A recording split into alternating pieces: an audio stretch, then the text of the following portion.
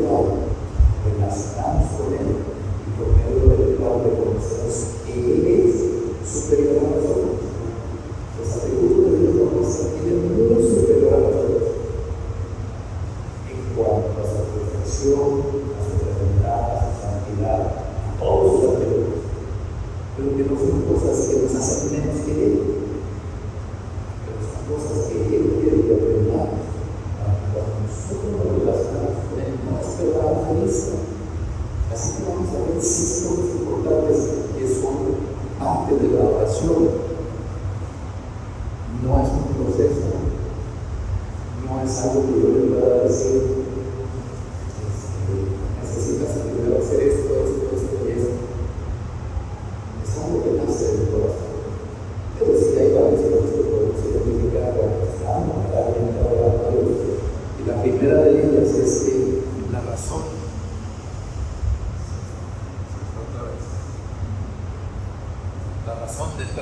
La razón detrás de la creación de todas las cosas es la adoración. Todas las cosas fueron creadas para adorar a Dios.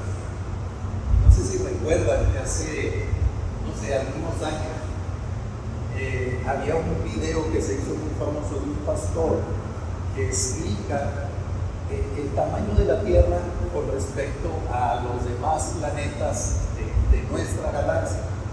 Y luego explica el tamaño de nuestra galaxia con respecto a otras galaxias del universo.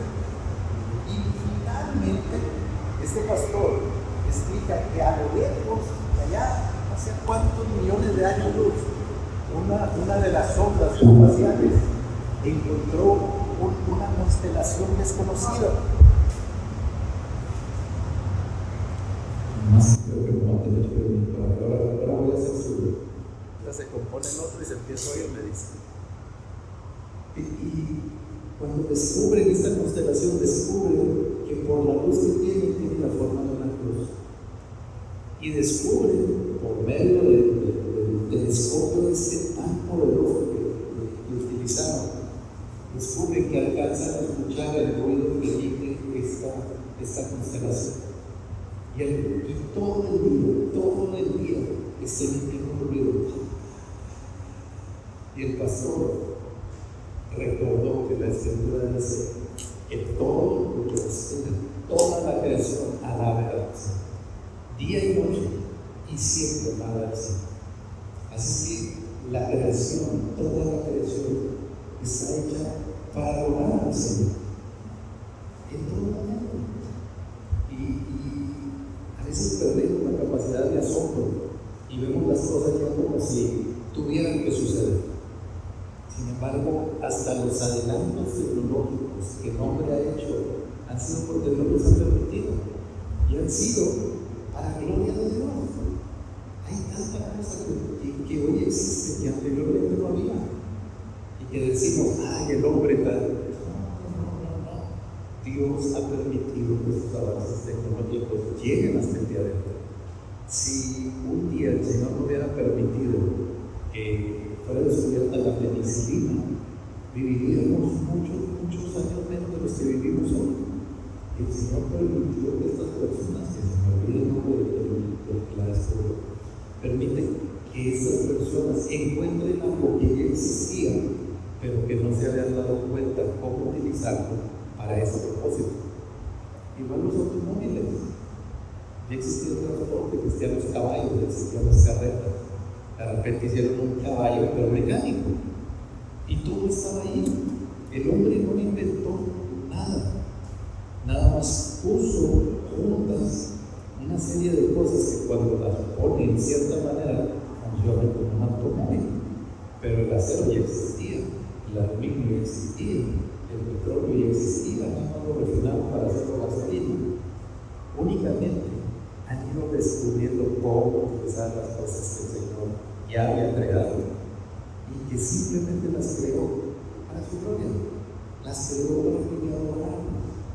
Pero lo importante no son las cosas materiales que le adoran, lo importante es el Señor que nosotros le adoramos. Y cuando fue el cautiverio de Babilonia, lo que empezaron a hacer los pueblos que conquistaban Israel, inicialmente lo que hacían es que los tomaban cautivos, se los llevaban y estaban gobernando sobre ellos.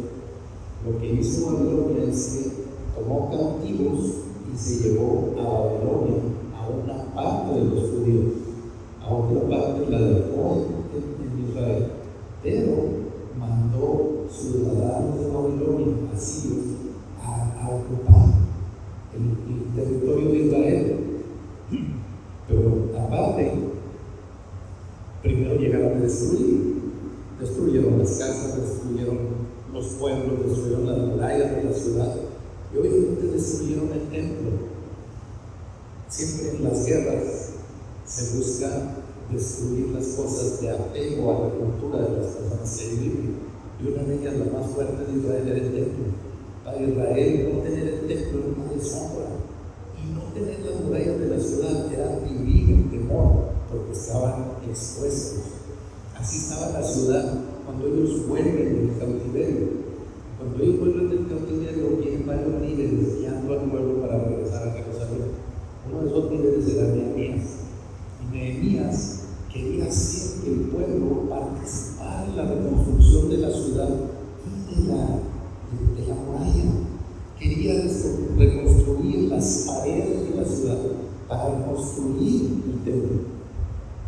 Pero Nehemías sabía que lo importante no era lo físico que iban a hacer. Vamos a ver Nehemías 9, del 4 al 6.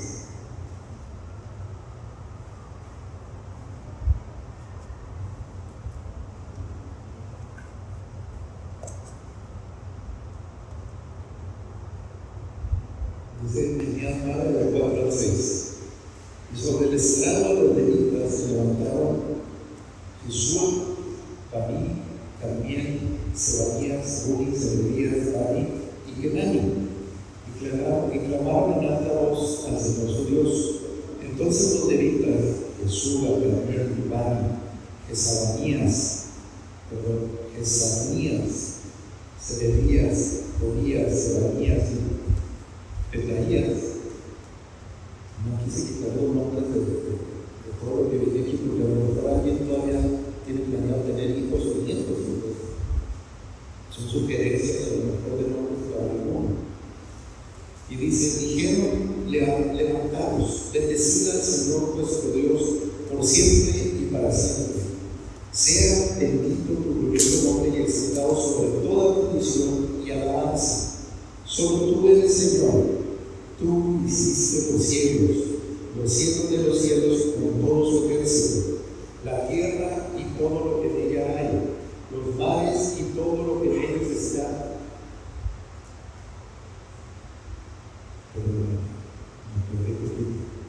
Solo tú eres el Señor. Tú hiciste los cielos de los cielos con todo su ejército, la tierra y todo lo que en ella hay, los mares y todo lo que en ellos hay.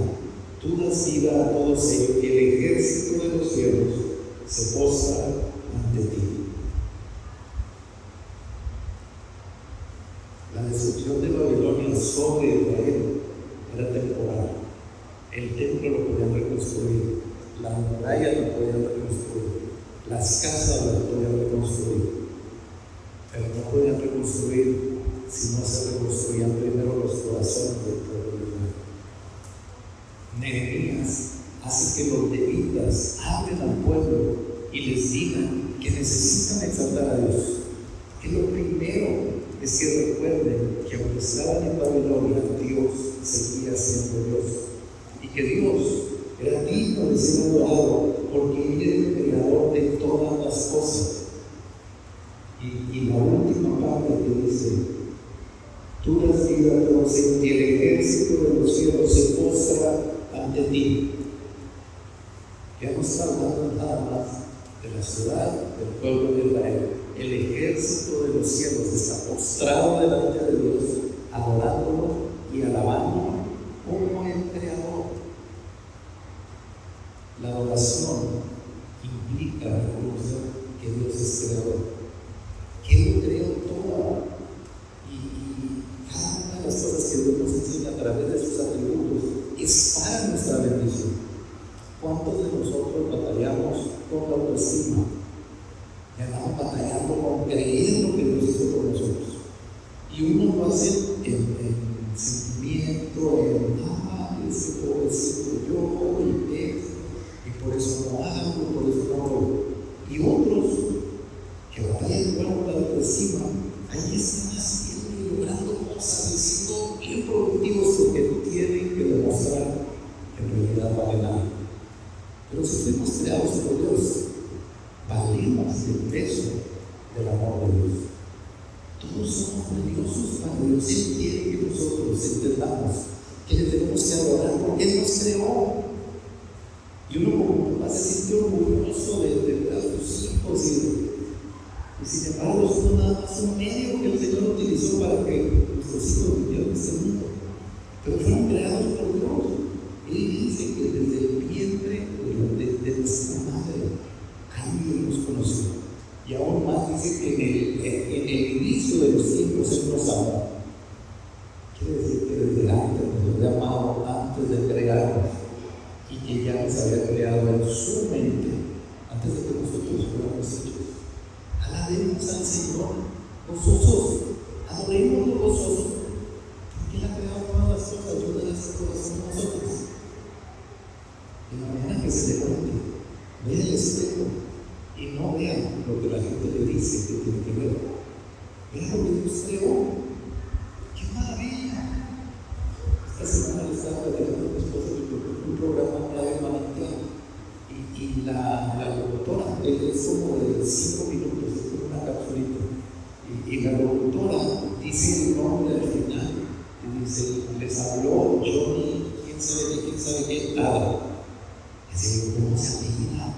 ¿Cómo le encuentro para ver el ministerio en línea y saber lo que es? Tiene un apellido muy largo, pero lo busqué en el ministerio, se llama Johnny y sus amigos.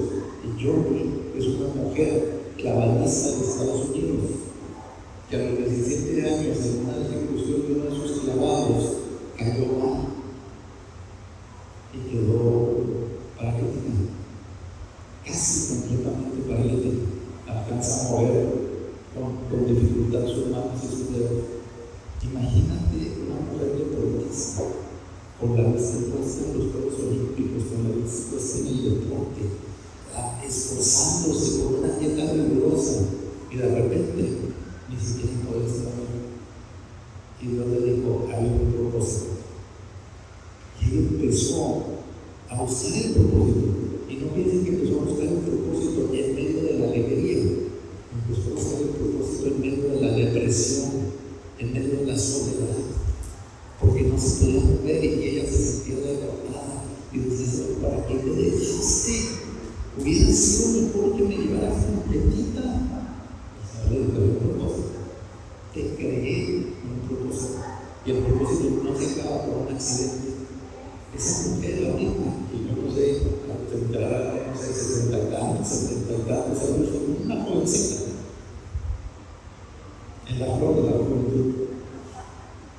Tiene un ministerio internacional, donan sillas de ruedas a todo el mundo y no más. Hizo un convenio con el sistema carcelario de varios estados de Estados Unidos y los presos participan en un programa para restaurar sillas de ruedas.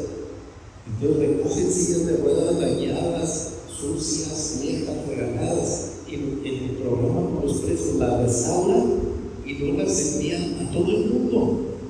Sillas nuevas, restauradas, usadas, lo que les den. Tiene sedes por todo el mundo, su ministerio, que ahora ella predica, no de la desgracia que le pasó. Ella predica, ella adora al Señor, porque fue creada para adorarlo. No fue creada para ser clavadista, no fue creada para ser cuadripléjico, fue creada para adorar al Señor. La adoración tiene que ver con la creación y que nosotros entendamos la creación. El segundo punto es que la adoración tiene que ver con entender la santidad de Dios. Este punto es bien importante, pero es un punto que a mí me anima, porque cada vez se trata de entender la santidad de Dios, me doy cuenta que no puedo entenderlo, pero que la anhelo más. Y cada vez que quiero otra vez entender la santidad de Dios, anhelo más buscar la santidad de Dios.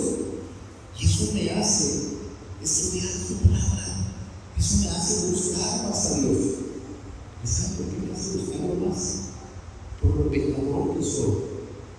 Y no se espanten, no, nuestro pastor es pecador, todos somos pecadores. A diferencia es que tenemos un Salvador y vivimos por ese Salvador, vivimos con ese Mesías.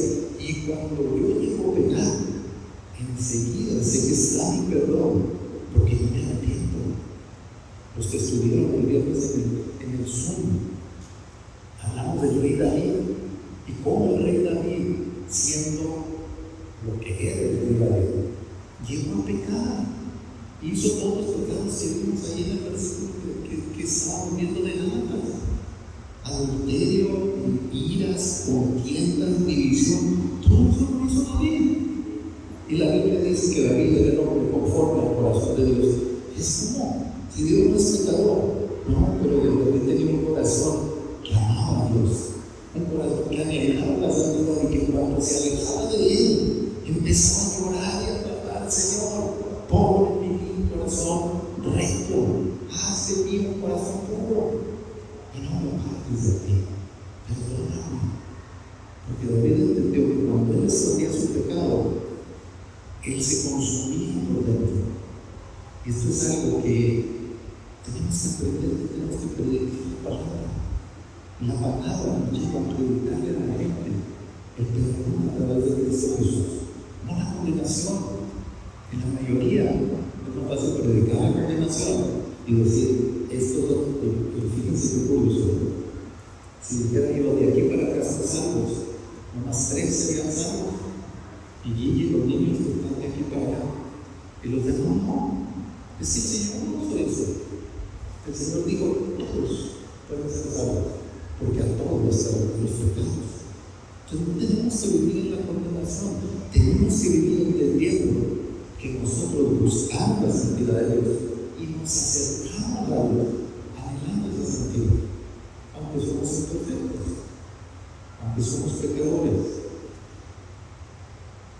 Tristemente en nuestros días nos gusta más el mensaje suave, nos gusta más el mensaje bonito, venir a la iglesia, que nos acaricie, que nos apapache, que nos enseñe, que no nos hablen del pecado, porque ahora es el pecado. El problema de nuestra sociedad hoy en día es que toleramos el pecado. Y no les estoy hablando de que toleramos vivir con el vecino pecaminoso, toleramos el pecado en nuestra vida. Que se nos hace fácil. Y si pensamos: mira el vecino, este sí, derechito, con todo y botas para el infierno. Tan pecador el vecino. Y nosotros somos tan arrogantes como los fariseos, que se paraban a orar y estaban orando el pecador. El pecador clamaba y decía: Señor, soy pecador, soy propicio para mí, que no soy digno de estar aquí. Y el fariseo se paraba enseguida y decía: gracias a Dios que no soy como este pecador que peca y todavía viene a quererte pedir perdón. Yo soy puro, Señor, y no peco. Por eso hay poca adoración en nuestros días. Y hay muy buenos músicos. Eso sí, hay buenos músicos, pero la música no quiere decir adoración. El que adora es el corazón, el espíritu, nosotros. Así que si el músico es un adorador, va a adorar a Dios con su música. Si el músico es una persona que canta, pues va a cantar. Si el músico es una persona que toca bien, pues va a tocar bien.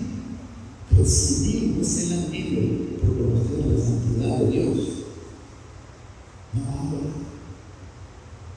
Y fíjense, Dios trajo un poquito de alivio en mi corazón con el hecho de que todavía no teníamos nuestros músicos y los instrumentos.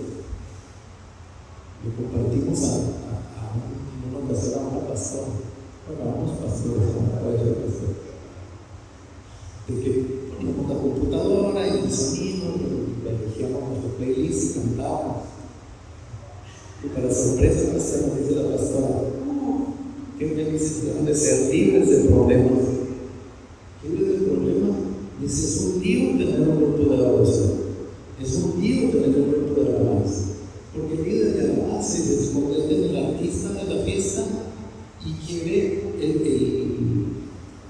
el reflector un poquito más para acá.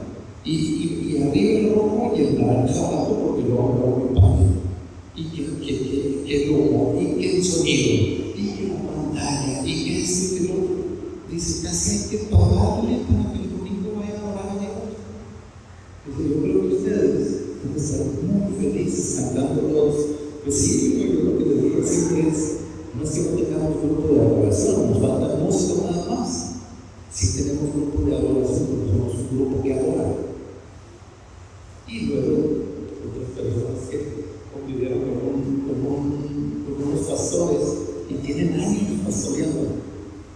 Y dicen que hubo un problema con el equipo de adoración. Y ahora la pastora tiene su grabadorcita. Y canta y adora, pero ya no tiene grupo. Y digo, Señor, yo estoy en mi corazón cargado de cómo vamos a tener un grupo musical que te adore. Y una de estas cosas alrededor, y veo la bendición que nos da cada domingo, de que nosotros podamos adorar de corazón, que creo que tienes un propósito para nosotros, de adorar a nosotros todavía. Si oro por los músicos, si oro por nuestro grupo, oro que Dios nos haga unos adoradores, oro que Dios le dé el entendimiento al que tiene el gozo, no se ha animado a hacerlo, a que cante, que Dios le confirme, quiero que te subas a frente a cantar. Sí, no, pero como ni le prometo, ninguno de ustedes me ha dicho, se tiene que el domingo que entra ensayamos un poquito, o lo vemos entre semana para ensayar. No ha sucedido, pero mientras cada domingo hemos hablado del Señor y cada domingo estamos dispuestos porque Él es santo. Lo que nos interesa no es que haya pedido bien, lo que nos interesa es que nos den la oportunidad de estar juntos y adorar al Señor porque Él es santo, adorar al Señor en su santidad. Y la santidad de Dios nos revela que no somos iguales a Él. Ya vimos la santidad de Dios como atributos y vimos que lo más fuerte es que la santidad de Dios significa que está separado de nosotros y separado de todo lo pecaminoso, pero que nosotros podemos anhelar la santidad, podemos trabajar por la santidad, por nuestra santidad, aunque sepamos que no va a ser perfecta hasta el día que seamos redimidos. Sin embargo, nosotros podemos reconocer que Dios está separado de nosotros y que separado de nosotros me hablo nada más por la santidad. No van a decir, oye, tú ya Dios me dejó, no, Dios está contigo, el Espíritu Santo, la palabra dice, el Espíritu Santo está en ti y contigo. No nada más está dentro, está con nosotros. Quiere decir que no nos abandona, quiere decir que siempre está con nosotros. Pero la santidad de Dios lo mantiene alejado del pecado. Así es que está el Espíritu Santo, pero nosotros no podemos ir a habitar con Dios porque no podemos ir todavía al lugar santo. Todavía vamos a vivir aquí un ratito. Y mientras Dios nos deje vivir, predicamos la palabra. Pero hay circunstancias difíciles en las que nosotros tenemos de adorar a Dios. Y vamos a ver otra vez al rey David. Segunda de Samuel 12. Del 15 al 19.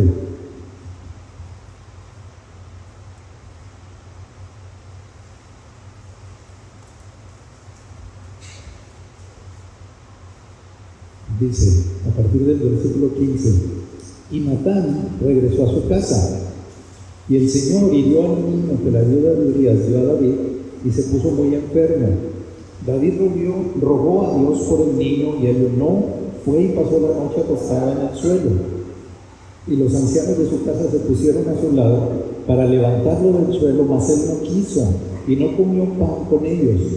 Sucedió que el séptimo día el niño murió, y los siervos de David temían informarle que el niño había muerto, pues se decían, he aquí cuando el niño estaba todavía vivo, le hablábamos y no nos escuchaba.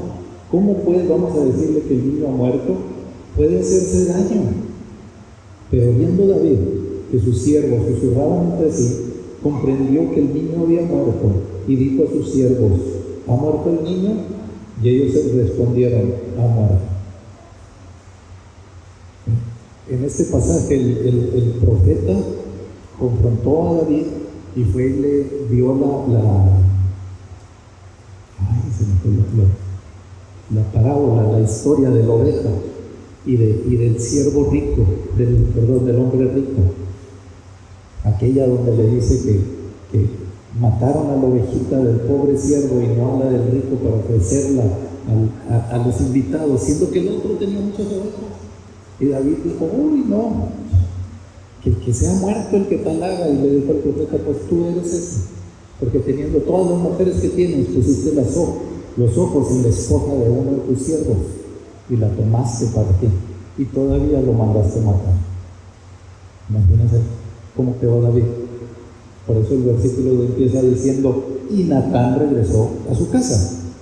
Se regresó y dejó a David con sus problemas. Lo dejó confrontado con la realidad de que él había hecho lo incorrecto delante de Dios. Entonces David se da cuenta que el niño está enfermo, y yo creo que David debió de haber pensado, esto es consecuencia de lo que hice. Este niño no es un niño sano por lo que yo hice. Entonces David ayuna 7 días y durante 7 días no come y busca a Dios y dice que se tire en el piso y le habla, y David no le hace caso a nadie. Él no quiere saber de nada, él quiere orar por el niño. Entonces cuando el niño muere, todos sus siervos están preocupados y dicen, ahora ¿cómo le vamos a ir a decir que el niño murió? Si estando vivo y estando enfermo, David estaba en el suelo postrado, no quería comer, a nadie nos hablaba. Si le decimos se va a suicidar, si le decimos que el niño se murió, se le va a botar la canica, se va a volver loco. Sin embargo, pasa algo muy curioso. Vamos a leer los siguientes versículos que son del 20 al 23. Segunda de Samuel 12, del 20 al 23. Dice, entonces David se levantó del suelo, se lavó, se ungió y se cambió de ropa. Entró en la casa del Señor y adoró. Después vino a su casa y cuando pidió, le pusieron comida delante y comió. Y sus siervos le dijeron, ¿qué es esto que has hecho? Mientras el niño vivía, ayunabas y llorabas, pero cuando el niño murió, te levantaste y comiste pan. Y él respondió, mientras el niño aún vivía, yo ayunaba y lloraba, pues me decía, ¿quién sabe si el Señor tendrá compasión de mí y el niño viva? Pero ahora que ha muerto, ¿por qué he de ayunar? ¿Podré hacer que vuelva? Yo iré a él, pero él no volverá a mí. Wow. Y esta es una bendición que nos instruye acerca de las personas que parten. Cuando una persona parte, adora a Dios. No la persona que parte. La persona que parte va a adorar a Dios por toda la eternidad. O va a estar en otro lado por toda la eternidad. Pero cuando la persona parte, nosotros no tenemos que estar orando por aquella persona. No tenemos que estar pidiendo nada por la persona que murió. Porque dice aquí David del niño, dice, yo iré a él, pero él no puede venir a mí. La única forma en que el niño podía volver a David es que Dios lo resucitara. Y creo que ya David tenía claro que no lo iba a hacer bien, que no lo iba a resucitar. Así es que les dice, ¿qué querían que hiciera? El niño ya está muerto. Y es voluntad de Dios que el niño esté muerto. Así es que yo lo que tengo que hacer es aceptar que Dios es santo, que Dios no se equivoca y que lo que ha decidido es lo correcto para Él, no para mí. Y ahora yo debo de adorarlo. ¿Cuántas veces en nuestra vida vemos situaciones difíciles y no se resuelven como queríamos? Y estamos enojados. ¿Y por qué Dios y yo? Y que mira, hay una persona que está en una situación crítica y él lo que quiere es que Dios le resuelva la situación como Él quiere. Y como no ha escuchado a alguien que le diga lo que Él quiere oír, anda buscando de aquí para allá, quien le dé consejo, como Él quiere recibir el consejo.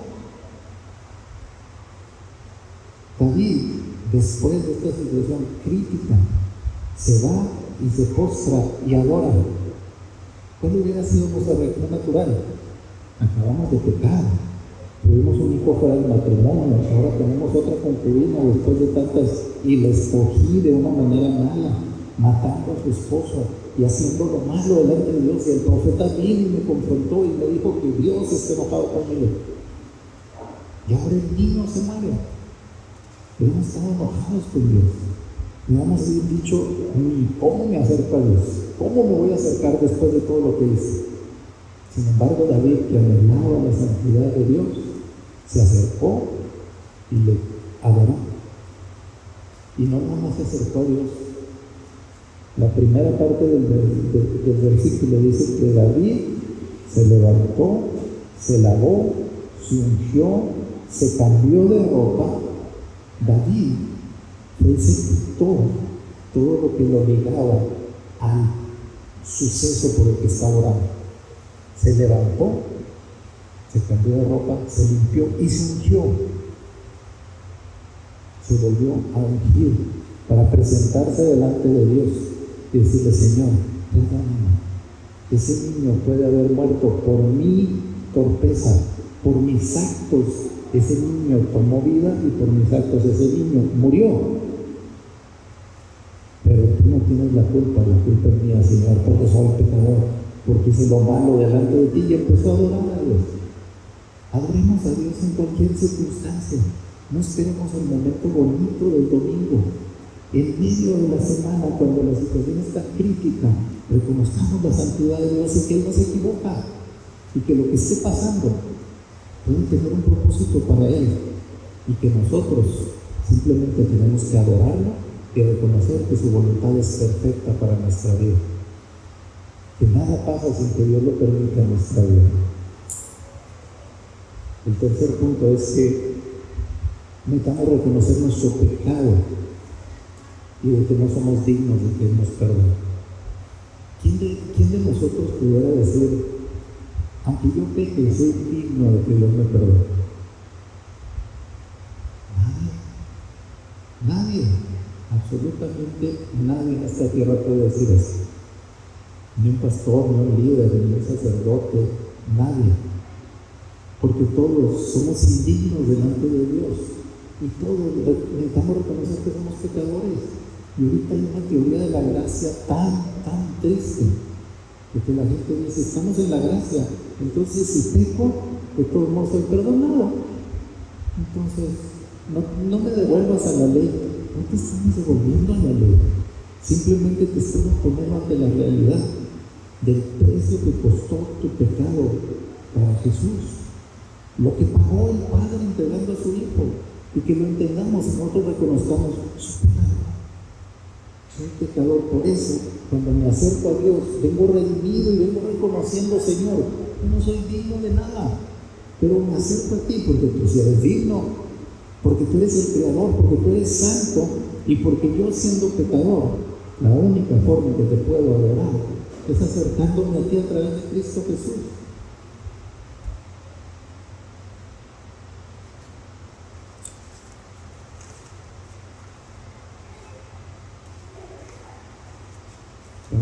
Para los judíos, Moisés era muy importante y sigue siendo muy importante hasta el día de hoy.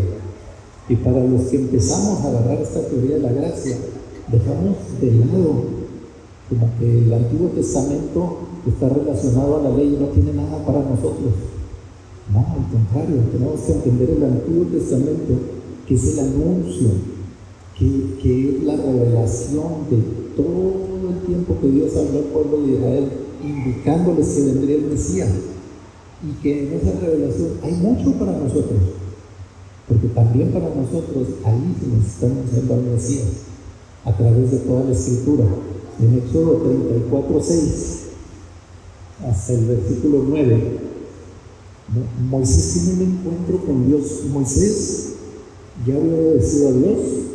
Moisés estuvo en Egipto, se paró frente a Faraón, tenía miedo de hablar, entonces Dios le dio a Aarón, su hermano, para que hablara, pero todos los milagros se hicieron delante de Faraón. Y Moisés sacó al pueblo de Egipto y lo lleva por el desierto y lo lleva a encontrarse con Dios en el monte.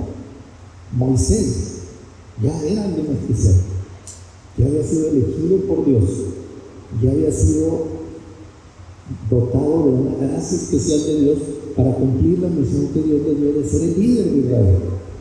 Y aún así Moisés tenía un corazón que tenía temor de Dios.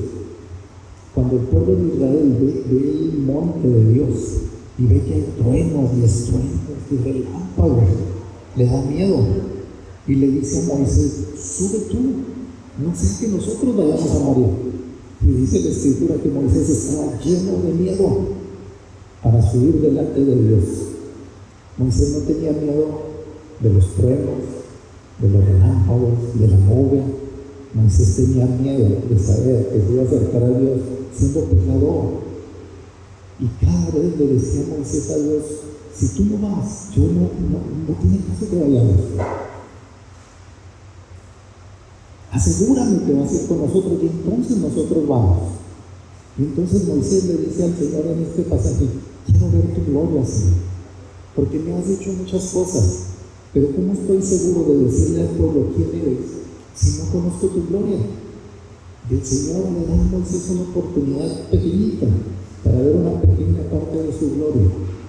Y es del versículo 6 al 9 en el capítulo 34. Dice: entonces pasó el Señor por delante de él y proclamó: el Señor, Dios compasivo y clemente, lento para la ira, abundante en misericordia y fidelidad, el que guarda misericordia a millares, el que perdona la iniquidad, la transgresión y el pecado, y que no tendrá por inocente al culpable, el que castiga la iniquidad de los padres sobre los hijos y sobre los hijos de los hijos, hasta la tercera y cuarta generación. Y Moisés se apresuró a inclinarse a tierra y adoró. Y dijo: si ahora, Señor, he hallado gracia ante tus ojos, vaya ahora el Señor en medio de nosotros, aunque el pueblo sea de dura cerviz, y perdona nuestra iniquidad y nuestro pecado, y tómanos por posesión tuya. Dice que Moisés se inclinó a tierra y adoró. Y en este pasaje, Dios pasa delante de Moisés y pasa declarando su nombre. Le dice: voy a ir, voy a pasar y voy a declarar mi nombre delante de ti. Y si ustedes se fijan, el Señor no le dice a Moisés: yo soy el que soy. Eso ya se lo había dicho. Pero ahora le revela el contenido de su nombre y le dice: Dios,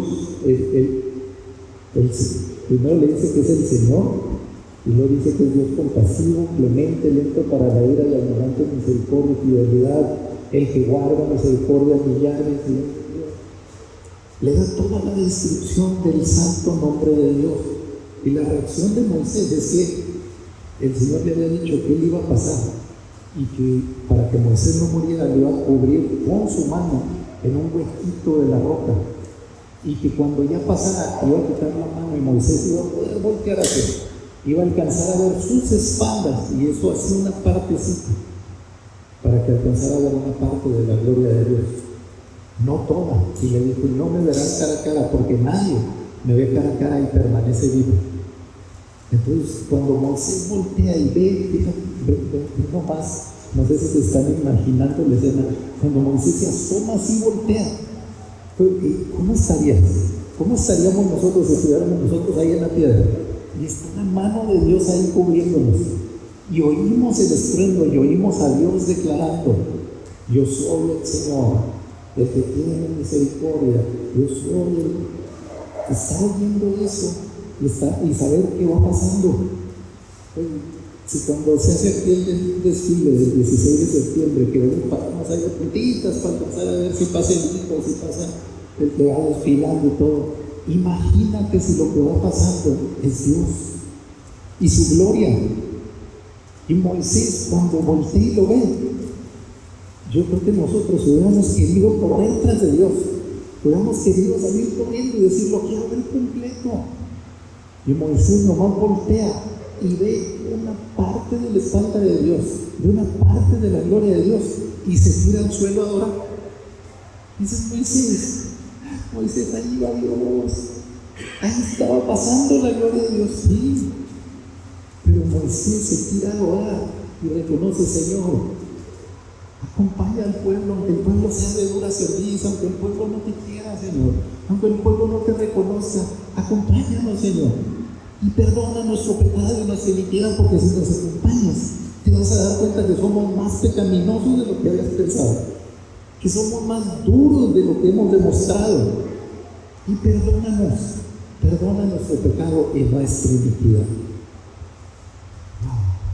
Esa es nuestra actitud ante Dios. Tenemos nosotros que reconocer que somos pecadores y confesar delante de Dios nuestro pecado. A veces queremos venir en la adoración delante de Dios y decirle, canto un ratito y se apacigua. No, Dios no funciona así. Necesitas venir y decirle, Señor, soy pecador. Y otra vez, Señor, hice esto. Y si no es por tu gracia, no voy a poder con todo esto.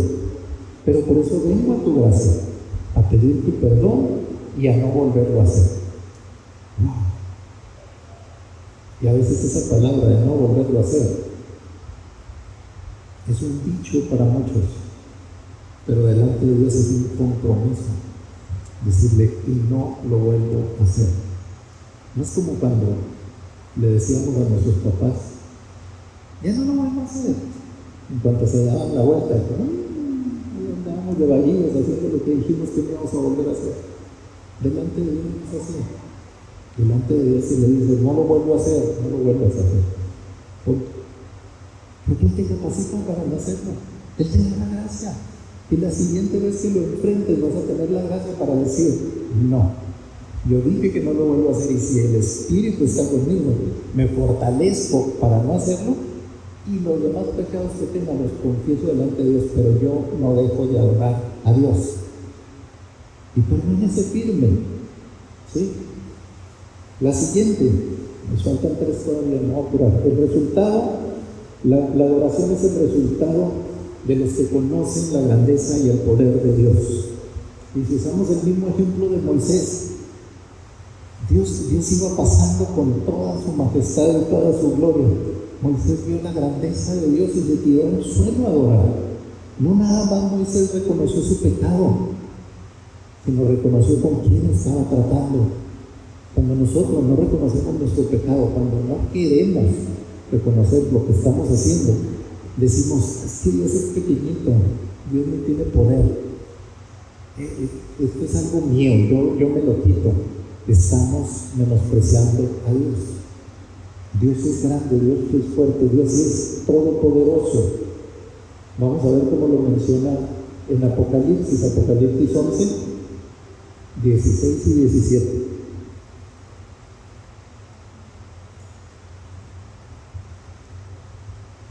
Y no se vayan a mover de ahí de Apocalipsis, porque vamos a leer ahorita el capítulo 15.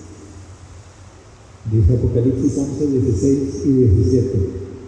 Y los 24 ancianos que estaban sentados delante de Dios en sus tronos se postraron sobre sus rostros y adoraron a Dios, diciendo, te damos gracias, oh Señor Todopoderoso, el que eres y el que eras, porque has tomado tu poder y has comenzado a reinar. Los 24 ancianos en Apocalipsis representan a la iglesia de Dios y representan a la iglesia de Dios adorando al Señor. Una y otra vez, cuando vean en Apocalipsis a los 24 ancianos aparecer, van a ver que sucede algo y lo dice, y los 24 ancianos se postraron y adoraron al Señor.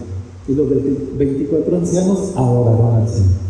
Cada vez que los menciona que los 24 ancianos, que es la representación de la iglesia, adoraron al Señor. ¿Y aquí por qué lo están adorando? Porque es todopoderoso y porque han visto su poder. Dice, has tomado tu poder y has comenzado a reinar. Ellos están viendo que el Señor está desplegando todo su poder y comienza a reinar en el último tiempo. Y los 24 ancianos se postraron y empezaron a adorar. Tenemos que reconocer la grandeza de Dios a través de todas sus obras. Y nosotros también tenemos que postrarnos y comenzar a adorar. Yo les he platicado, y mi esposa les platicamos que tenemos un tapetito ahí para adorar a Dios. No tiene nada mágico el tapete, nada mágico. Simplemente es un lugar donde nos podemos ir y tirar de cabeza al piso, así de cara al piso, para adorarlo. Y no tengo un crucifijo, no tengo una imagen, no tengo nada ahí que diga, este es el lugar de santidad porque aquí está. No, es nomás un tapetito simple, de lo más simple que puede haber. Pero cuando vamos y nos tiramos ahí, es porque reconocemos que no es cierto. Porque decimos, Señor, cerquita de ti, esto es lo que alcanzo a hacer. Así un trapito tirado en el suelo, que cualquier aire me podría mover, pero no me mueve porque tú eres grande y poderoso y porque tú has mostrado tu poder. Necesitamos reconocer que para adorar a Dios tenemos que reconocer su poder. Nos vamos a adelantar un poquito a Apocalipsis 15, el 3 y el 4. Dice, y cantaba el cántico de Moisés, siervo de Dios, y el cántico del Cordero, diciendo, grandes y maravillosas son tus obras, oh Señor Todopoderoso. Justos y verdaderos son tus caminos, oh Rey de las naciones. Oh Señor, ¿quién no temerá y glorificará tu nombre? Pues solo tú eres santo, porque todas las naciones vendrán y adorarán en tu presencia, pues tus justos juicios han sido revelados. ¿Quién no temerá y glorificará tu nombre? Mucha gente no temerá y glorificará su nombre. Y aunque en la Escritura nos dice que todas las naciones vendrán y adorarán en su presencia, no es toda la gente. Pero lo que sí dice también la Escritura es que toda rodilla se doblará. Lo triste es que las rodillas que se doblen reconociendo, ¡ay, si era Jesús! ¡Oh, y si era el Salvador! Ese ay es muy tarde. Y ellos se van a inclinar, van a tener que adorar antes de ser echados al lago del fuego. Toda rodilla se va a doblar, todos los que estén ante el trono en el juicio se van a doblar las rodillas para reconocer que Jesús es el Señor. Y los que lo hayan reconocido como su Salvador se van a enderezar para alabarlo y glorificarlo por su grandeza y majestad. Y los otros se van a enderezar para ser echados junto a Satanás en el lago del fuego. Y ahí se van a quedar. Suena fuerte, sí, es muy fuerte. Por eso tenemos urgencia de predicar el Evangelio. ¿Te has imaginado a tu familia? ¿Te has imaginado a un ser querido parado delante del Cordero y diciendo, ay, lo que me decían era cierto? ¿Cómo le voy a hacer ahora? Ya no hay tiempo. Se acabó, vas al lado del fuego. ¿Lo has pensado con tus seres queridos? Con los del trabajo, con el supervisor, no, porque a lo mejor ese sí lo quieren mandar para allá, ¿verdad? Pero con todos. Imagínate nada más cada uno de tu familia que han querido reconocer al Señor, que vive en pecado, y nosotros quietos y orar por Él, nosotros quietos y proveernos por Él sin pensar, un día vas a salir del trono de Dios.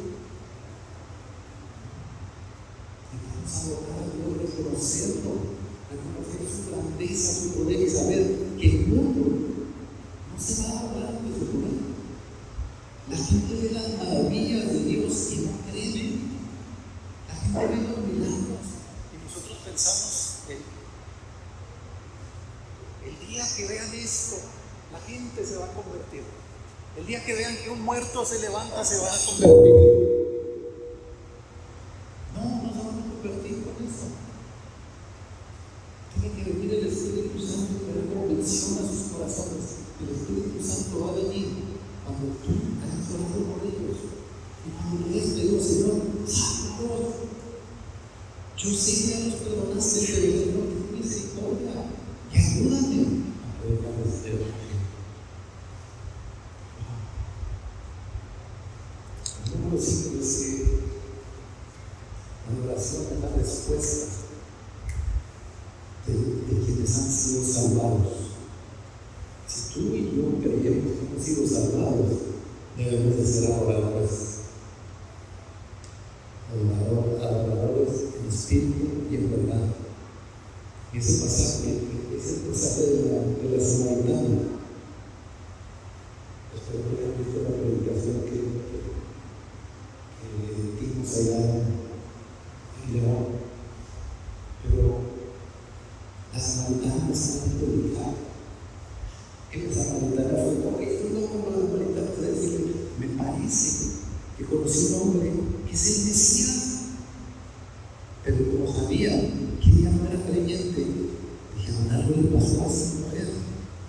Es que ella iba emocionada, ella iba con todo el ánimo diciéndoles, acá en el pozo, ahí está. ¿Cuántas veces nosotros tenemos oportunidad de compartir el evangelio? Nos quedamos callados. Los creyentes tenemos que adorar a Dios. Los creyentes no son para nosotros. Porque si tú no adoras a Dios, tú no reconoces quién es Dios. ¿Cómo puedes ser salvo? Cuando somos salvos empezamos a reconocer a Dios. Empezamos a caminar con Él y empezamos a creer que el destino de ser adorado. Vamos a ver Apocalipsis 5, del 9 al 12.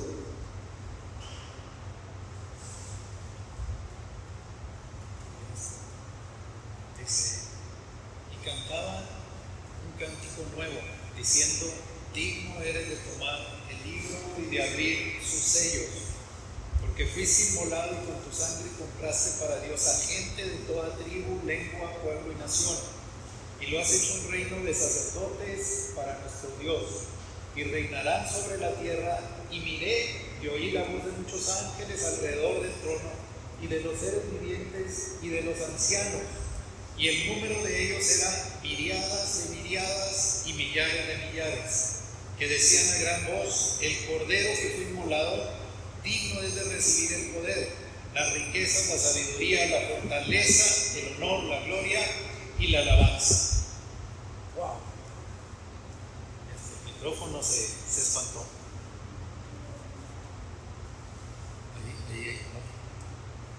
Hasta el micrófono se asustó con toda esta lista de cosas del Señor, pero lo principal dice, eres digno de abrir los sellos. ¿Por qué?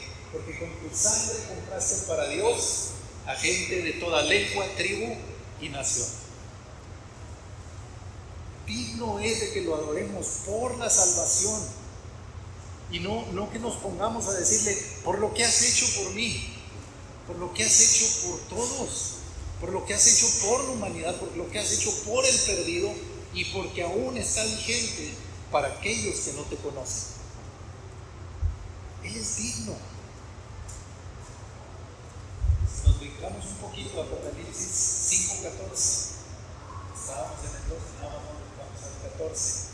Vuelven a aparecer los ancianos, los 24 ancianos, y dice, y los 4 seres vivientes decían, amén. Y los ancianos se postraron y adoraron. ¿Qué hacían los 24 ancianos?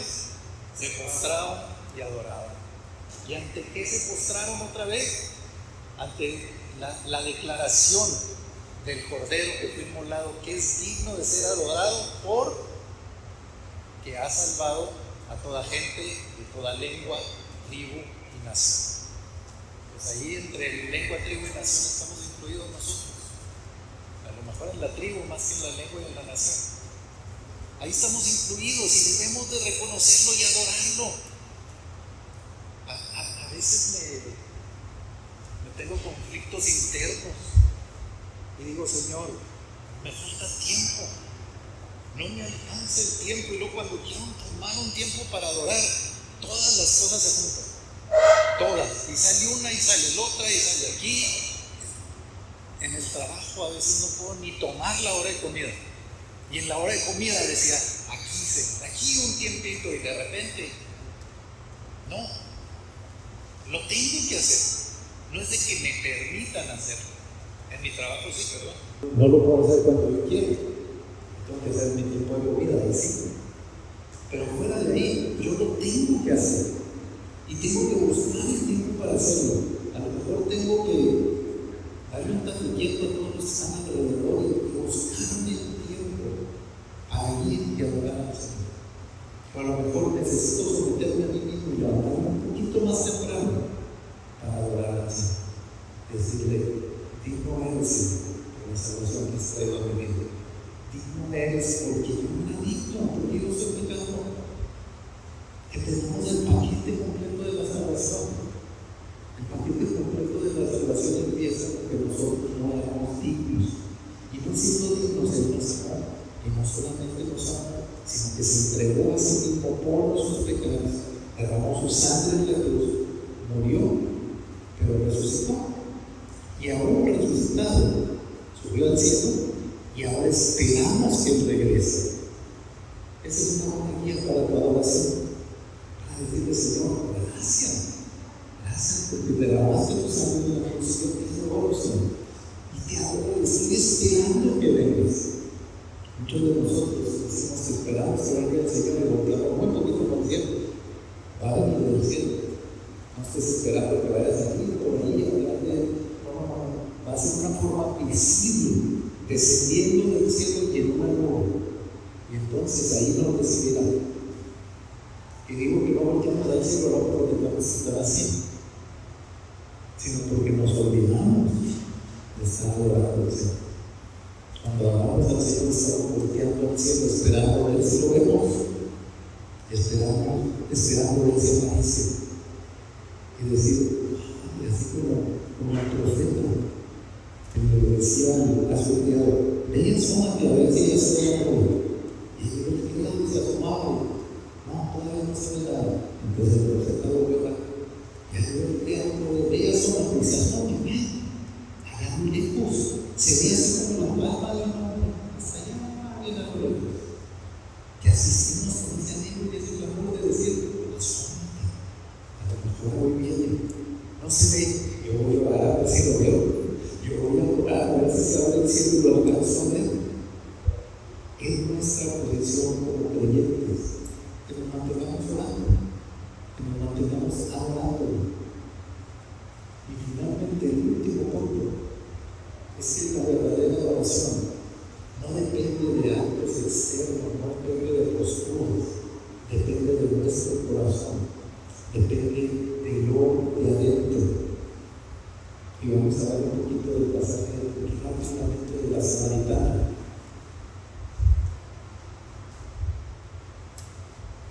Vamos a ver Juan 4, 21 al 23.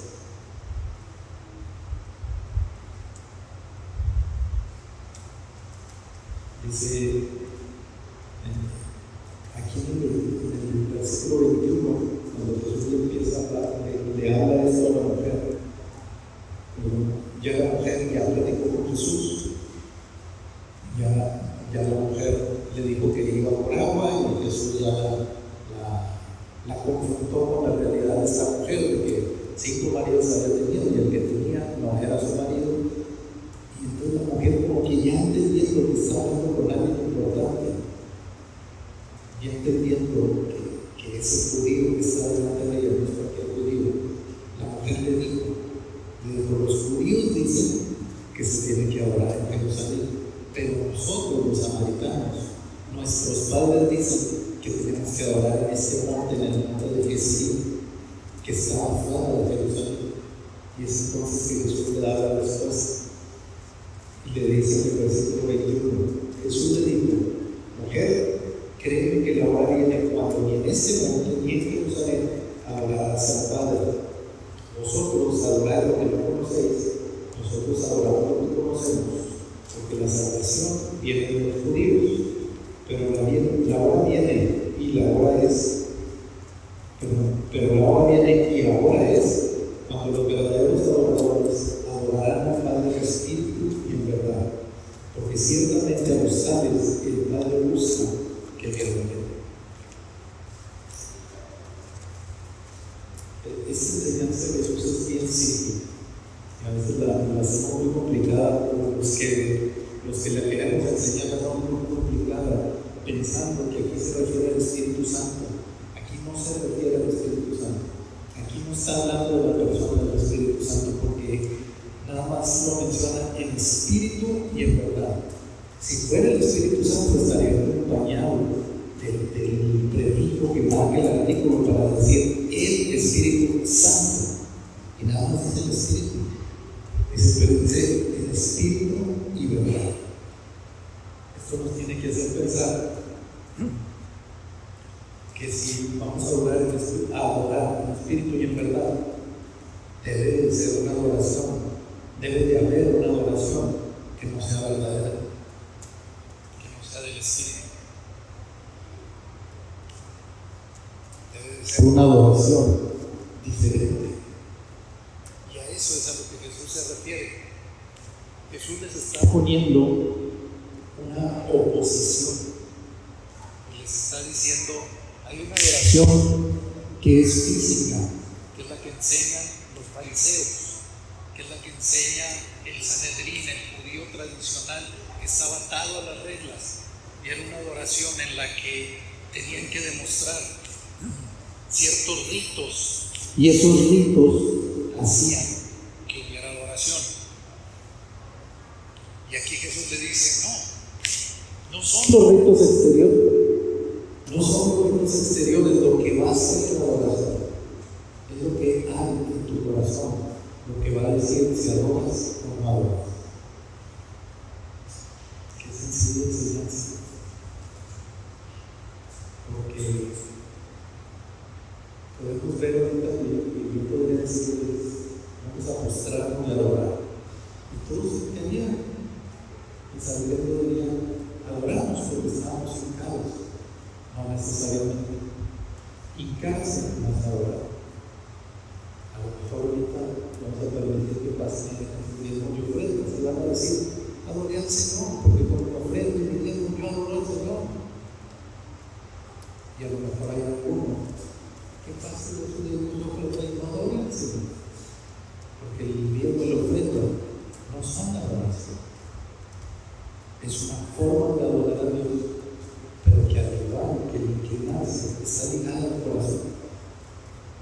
Mucha gente da mucho dinero, más que nosotros. Mucha gente da nada de dulce y no adora al Señor. Simplemente es una obra buena. Es algo que quiere decir. Tiene el dinero y lo hace. La adoración tiene que ver con mi corazón. Y finalmente, vamos a ver Filipenses 2, del 9 al 11. Si no lo tienen ahí, está bien. Se lo voy a leer. Yo creo que no lo puse, pero así está. No me acordaba hasta la oportunidad. Dice: por lo cual Dios también le exaltó hasta lo sumo y le confirió el nombre que es sobre todo nombre, para que el nombre de Jesús se doble, para que al nombre de Jesús se doble toda rodilla de los que están en el cielo y en la tierra y debajo de la tierra, y toda lengua confiese que Jesucristo es Señor, para la gloria de Dios Padre. Finalmente, esto se los quiero leer para no cambiar ningún palabra. La adoración es esa relación personal del creyente con Dios, que hace que todas las demás actividades en tu vida sean secundarias.